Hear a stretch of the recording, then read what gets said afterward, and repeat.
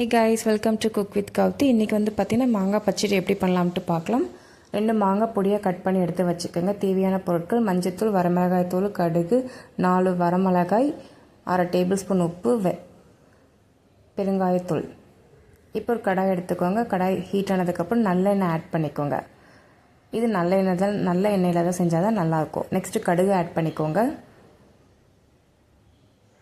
4 வரமிளகாய் ஆட் பண்ணிக்கோங்க. நெக்ஸ்ட்டு மாங்காய் ஆட் பண்ணிக்கோங்க.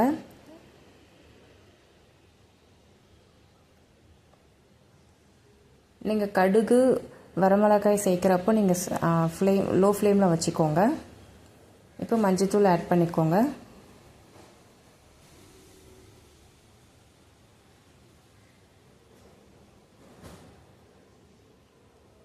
கால் டேபிள் ஸ்பூன் வரமிளகாய் தூள் ஆட் பண்ணிக்கோங்க. ஆட் பண்ணி எண்ணெயிலே அப்படியே கலந்து விடுங்க.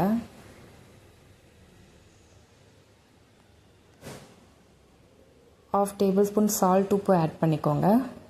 சால்ட்டு தான் ஆட் பண்ணிக்கணும்.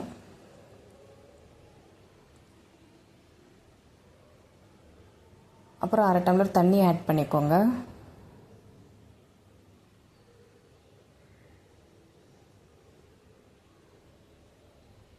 இப்போ மூடி போட்டு ஒரு 5 நிமிஷத்துக்கு வேக வைங்க மாங்காவை.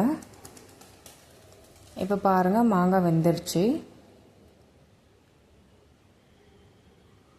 இந்த சமயத்தில் நீங்கள் பெருங்காயத்தூள் ஆட் பண்ணிக்கோங்க.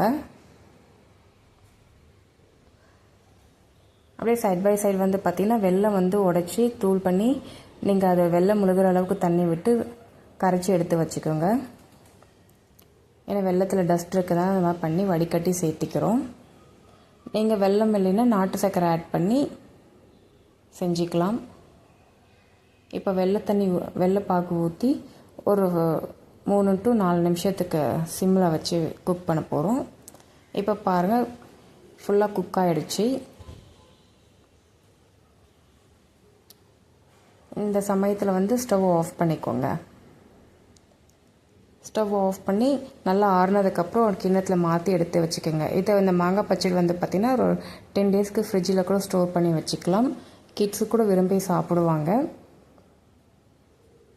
உங்கள் வீட்லேயும் இதே மாதிரி செஞ்சு ட்ரை பண்ணி பார்த்துட்டு எப்படி வந்துச்சுன்னு கமெண்ட் பண்ணுங்கள். தேங்க்யூ. பாய்.